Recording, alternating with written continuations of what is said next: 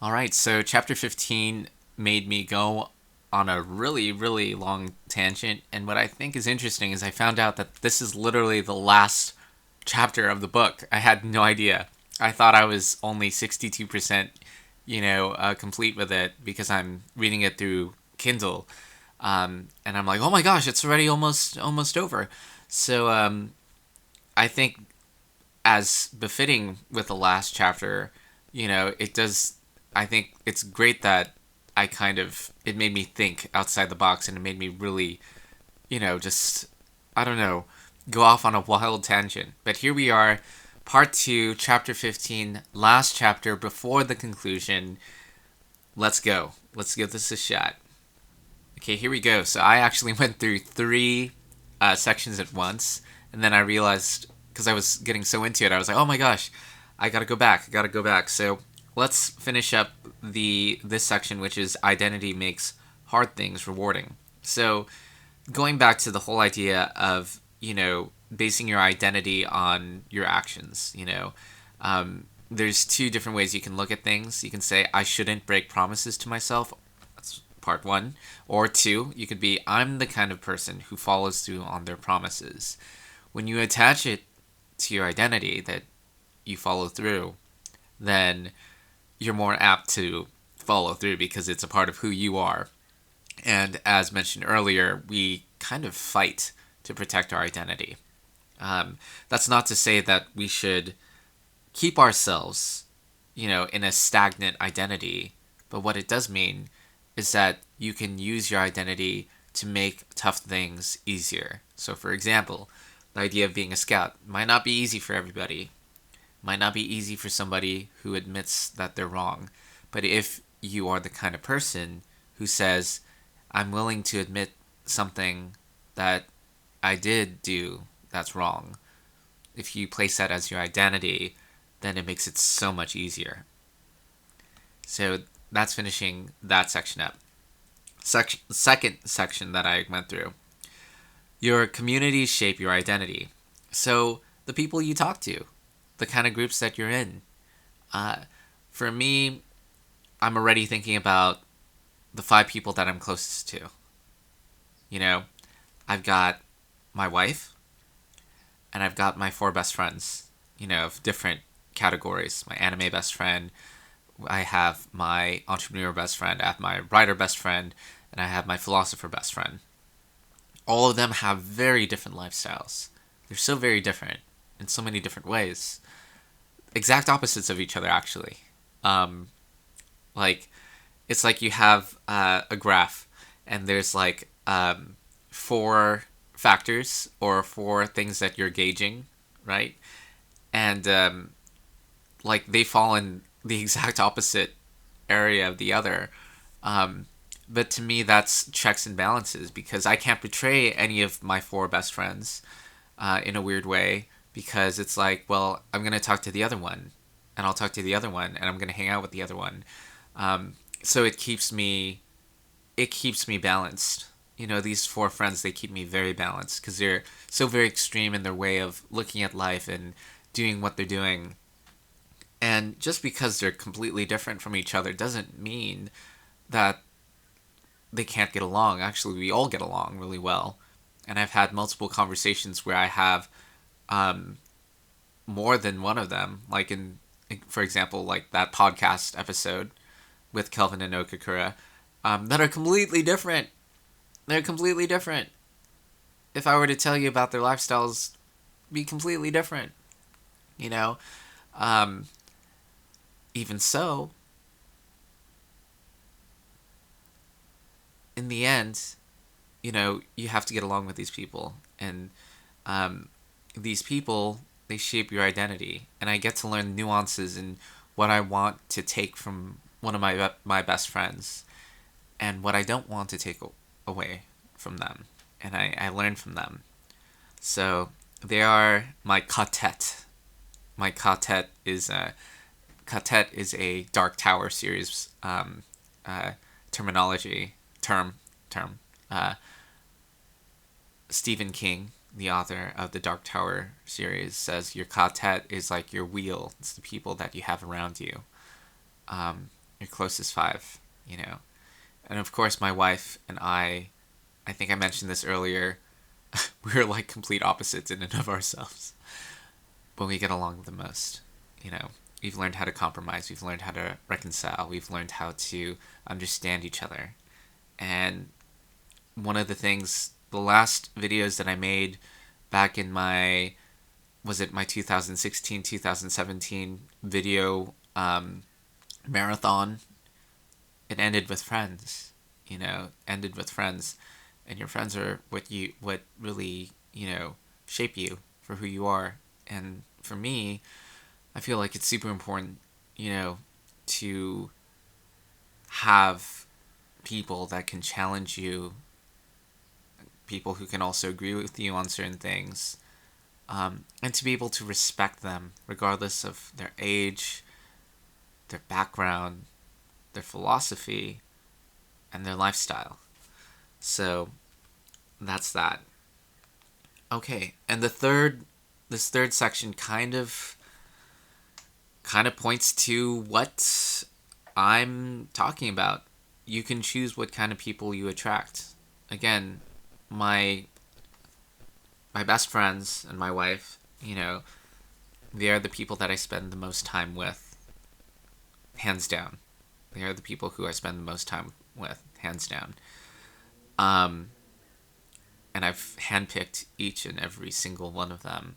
Uh, and it's not that I just went out there and I was like, oh, I'm going to pick you because you're this way or you're that way. It kind of just happened automatically. I was very curious about their lifestyles, the way that they were and who they were as people. And it just, you know, ended up becoming something much more, something greater. And that's what I think is awesome. And I can praise all of them for completely different things, but things that I find invaluable. And I'm just trying to merge everything that I can, see the best in each of their lifestyles and what they do and what they represent, and to be the best me, you know. And everybody else in the world that, you know, is unable to jive with me or whatever, then whatever, you know. Um, I try to, I really do try to understand every kind of person out there. And I know that just because I do that doesn't mean that everyone's going to be, everyone's going to like me by default. Some people may hate me just for that in general. Um, but nonetheless, you know, that's, yeah, that's really how it is. That's how it is. All right, here we go. Wow, no, congratulations. So I read the last section here, and it mentions how she meets her husband, and I'm like, or she's engaged to be. They're engaged to be married now, and wow, that's awesome. And it's from online. It's an online kind of thing that happened, and basically, his name is Luke. He wrote something that he didn't think was, you know, sexist, but it was harmful, and he, you know, even through strong pressure, he still held his stance. But when he got a really good argument put back to him, then he finally was like, you know what? Okay, I'll admit it. I was wrong. That was actually hurtful, harmful, and um, he retracted. You know, Julia responded to him, and he responded back to her. You know, and apparently they both knew of each other, and 10 years afterwards, they're engaged. So that's a win. I'm so happy. I'm happy for them. That is great. Wow, super awesome. That is just great. Um, and you know, a little bit more into this whole topic. You can choose your communities online. Funny fact, you know, gosh, yeah, two of my friends, because I was saying that my friends are like complete opposites, right? Check this out. Two of my friends that I met online, are friends that I met online. I've only met them a handful of times, maybe 3 times over the past 10 years, or more than 10 years, maybe been about 11, 12 or 13. Oh my god, with with my writer best friend, all within like we've known each other for 17 plus years. We've only met each other 3 times in real life, 3 occasions. One when we just met each other, just you know, because we wanted to meet each other. Second, when I came to his wedding, and third, when he and his wife came to my wedding. So that's kind of crazy, right? You know somebody for 17 years, 17 plus years, they're your best friends, one of your best friends, but they live far away and you've only seen them in 3 separate occasions in your life over almost 20 years. Almost over 20 years. Um and then exact opposite, obviously I um met somebody uh well, in when I was in Berkeley, when I was in college, one of my friends, he moved from Berkeley closer to where I lived, and then we started hanging out with each other every weekend, always just hanging out every weekend, um, and then that's me being best friends with somebody who's I met in college. I know somebody that I knew from grade school that wasn't my friend. We knew of each other. Maybe we were kind of acquaintances, but we didn't become best friends until much later. But we knew of each other very well. Um, my entrepreneur best friend, and it was only when me and my wife were breaking up, and like literally, this was about 10 years ago. We were breaking off. We're breaking up, kind of, even though we weren't boyfriend and girlfriend. We weren't officially boyfriend and girlfriend, but we had such like strong hate for each other. um, and it was one of the lowest points in my life. But that's when I met, I got reacquainted with him, my entrepreneur best friend, and really, uh, we became best friends. So, and then my fourth best friend also met through online. Also, have only probably hung out with him for 2007. So that was about 13, 14. Yeah, 14 years. Um, I've only hung out with him maybe again 3 times on 3 occasions. I remember one was because he was just staying at his relative's house that was near my place, so we met up. Second, I actually invited him to come with me to Anime Expo. I believe it was 2009, or was it 2008? No, I think it was 2009. Anime Expo 2009. But I did also. He did. He was. Yeah, no, we met in Anime Expo 2007, 2009, as well as him just like me just meeting him because he was around the area. And then I guess there was one more time where I met up with him. Um, this is with Okakura actually, philosopher best friend. Um, when I turned 30, kind of like for my 30th birthday. Um, uh, he was around, and yeah, and so we kind of hung out then. So I think that's 4 times. So 4 times within 14 years. And it's funny because with my entrepreneur best friend, I've known him since I've known about him since we were like 10, but we never really became friends until we were like almost 25.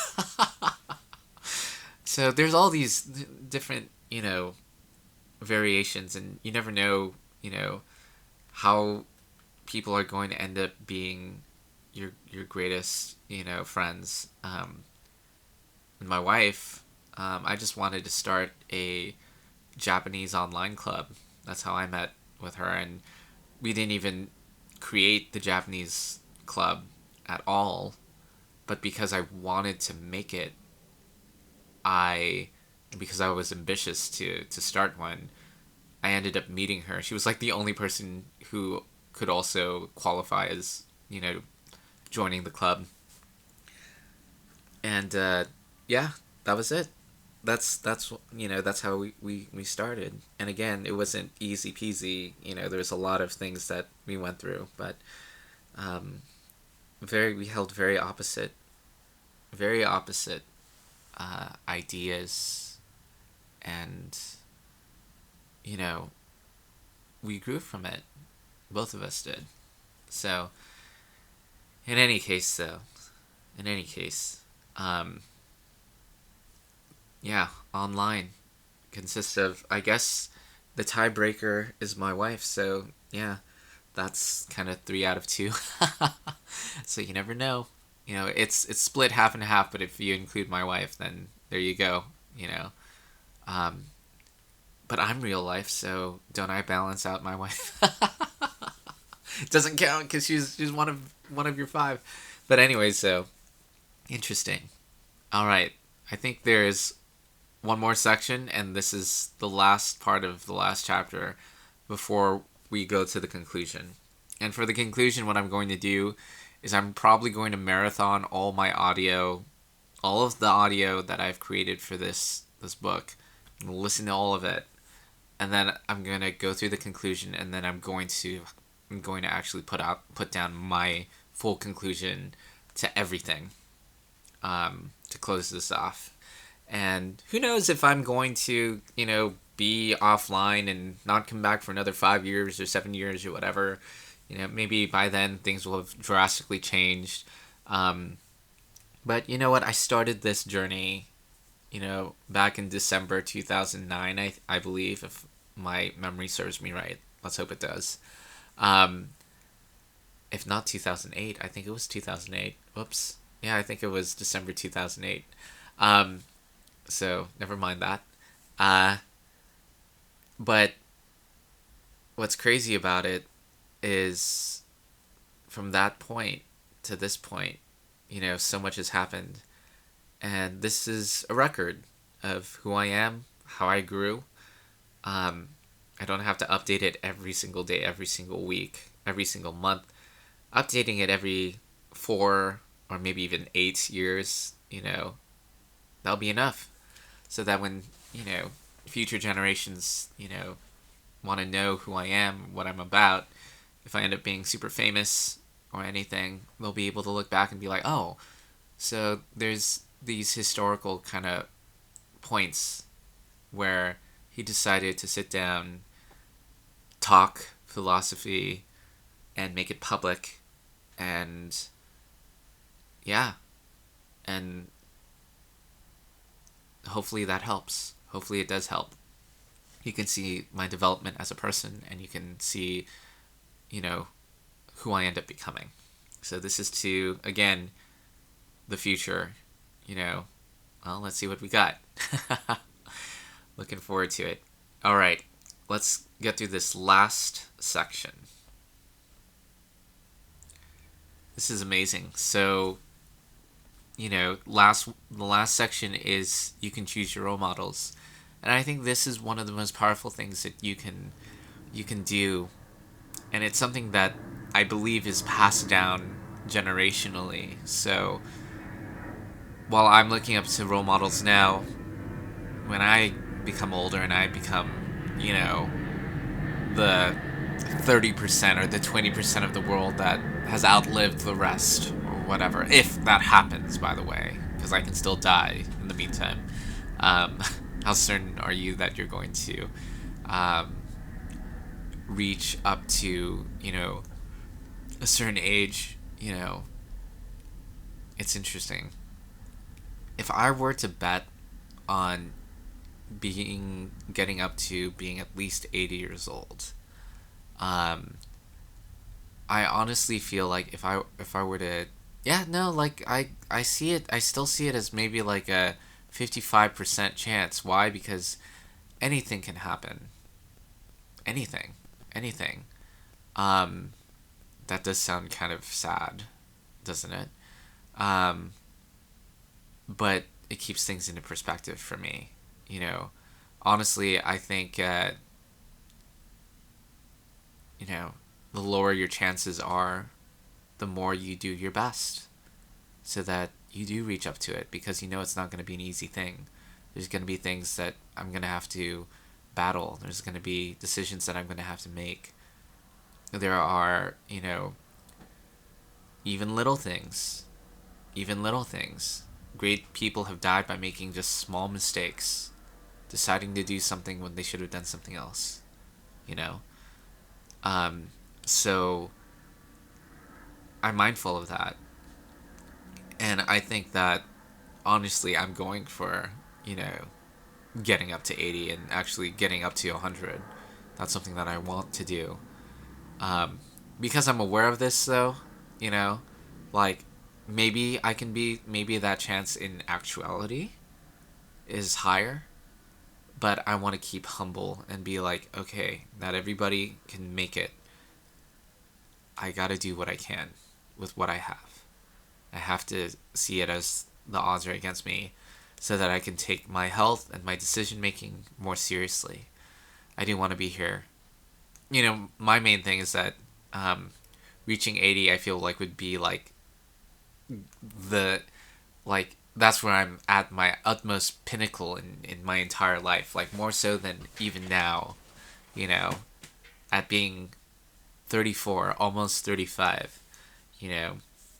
Honestly, I think, it's going to be my best.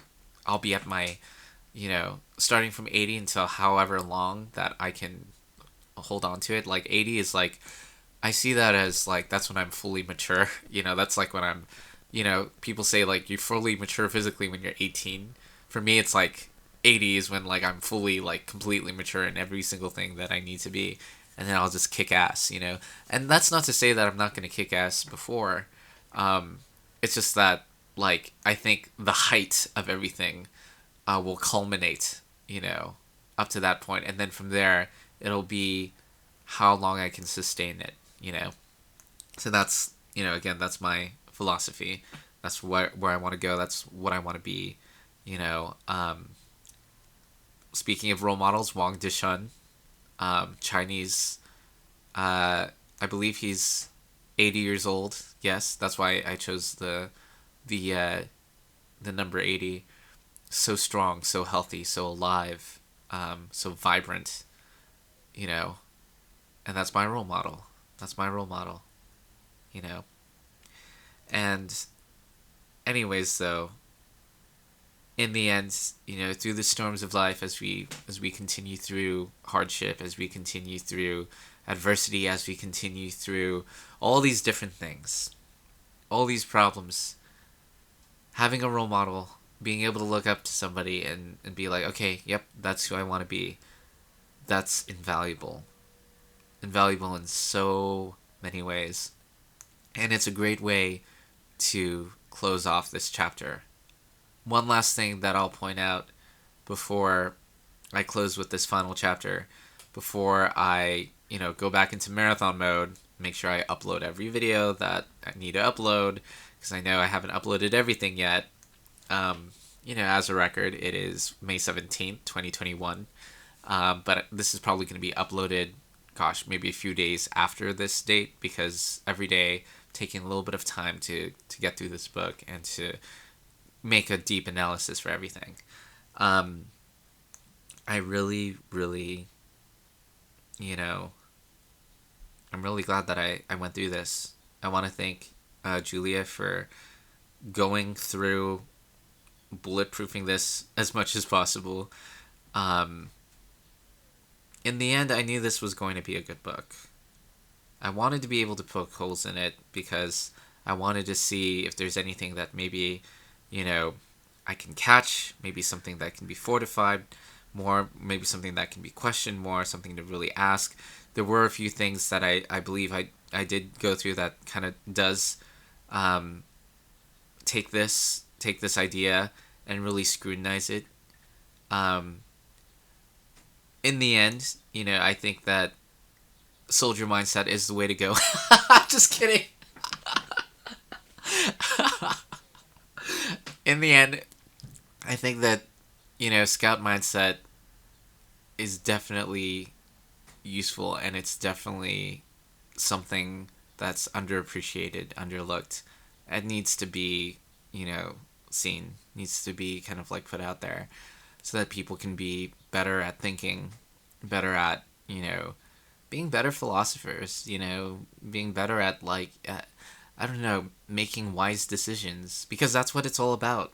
Again, like in my introduction, I mentioned this. To me, I wanted to learn. I was seeking wisdom. And while this book doesn't tell you this is the wisdom that you should have for your life, it's a blueprint in how to make decisions, how to judge your decision making, and how to be smart. And she delves into it. And it's more than just being aware of biases. It's about being aware of yourself, who you are. So this has been a crazy journey.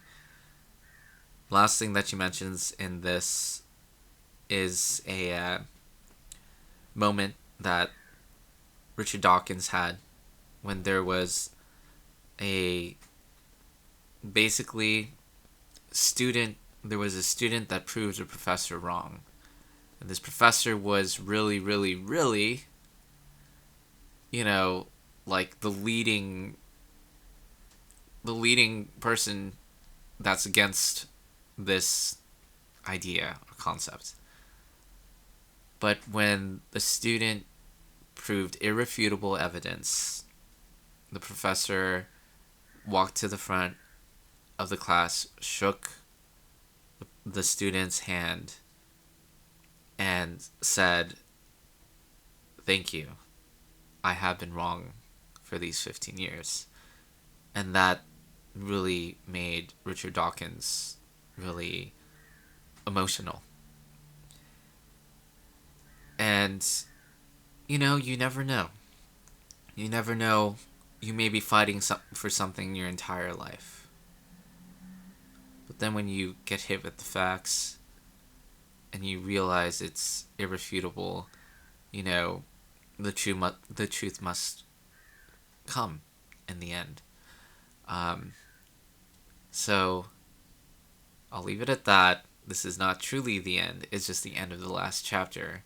There's still a conclusion, and there's still something I'm going to wrap this whole thing up with. I have no idea how it's going to be, but I'm excited to do this. So anyways, have a good one. Until next time, keep wise, and have a great day. Have a great week, month, life, year, whatever.